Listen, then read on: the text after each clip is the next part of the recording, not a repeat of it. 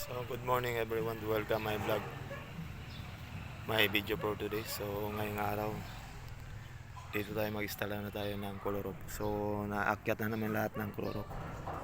So ito 12 meters. So doon sa kabila is 15.2 meters. Ayan. So talagang mahaba talaga yung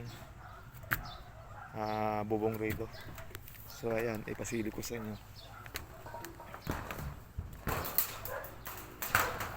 So ayan.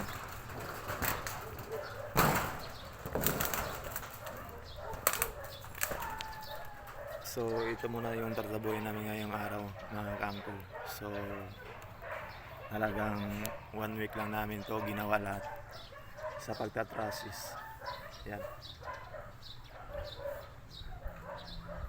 So ganon ka haba yung ibubuhong namin.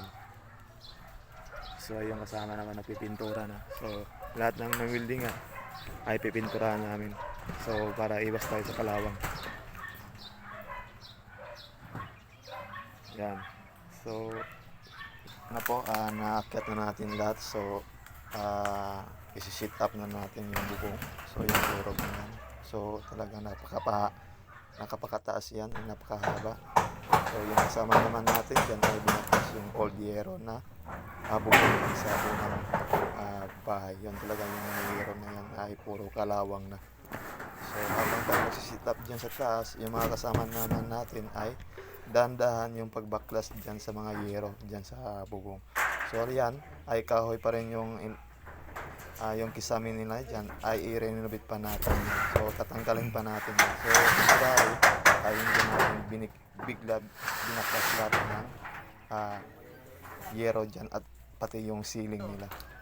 So ayan na po yung mga kasama natin. So dyan tayo sa taas. So panoorin nyo hanggang dulo, hanggang matapos itong video para makita nyo talaga ang actual na paano natin sinit at paggawa dyan.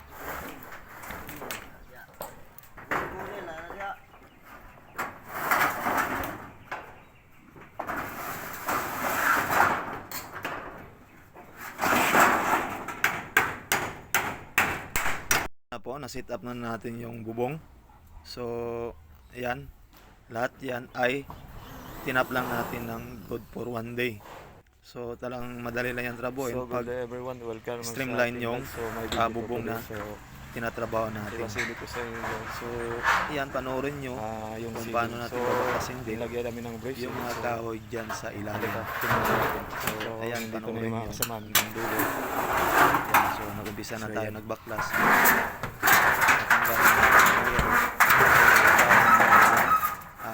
Tatanggalin natin. Medyo masikip na. So, yan nag-updating nyo. So yan lahat ng ceiling. Baklas pa natin. So, ganyan yung pagbaklas namin. So panoorin nyo hanggang dulo. So don't forget to subscribe sa aking YouTube channel and like and share.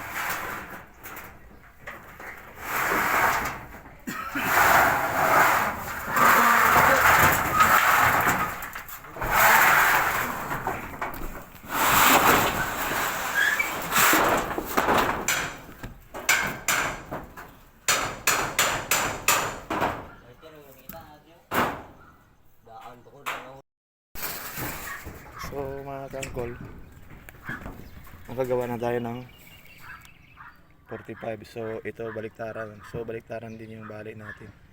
Ayan. Tapos yan.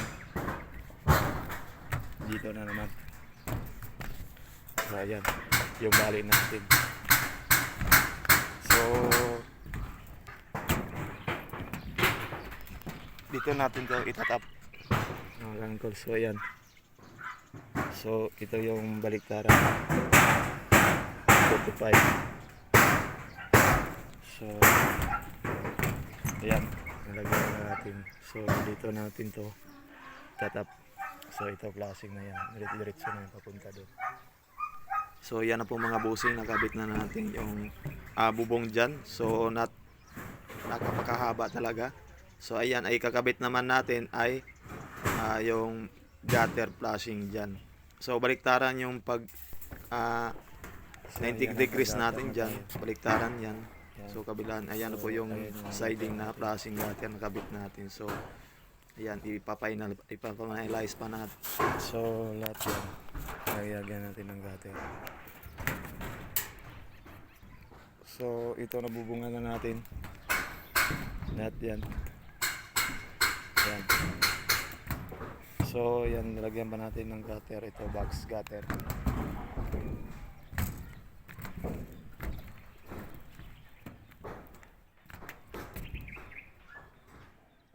So,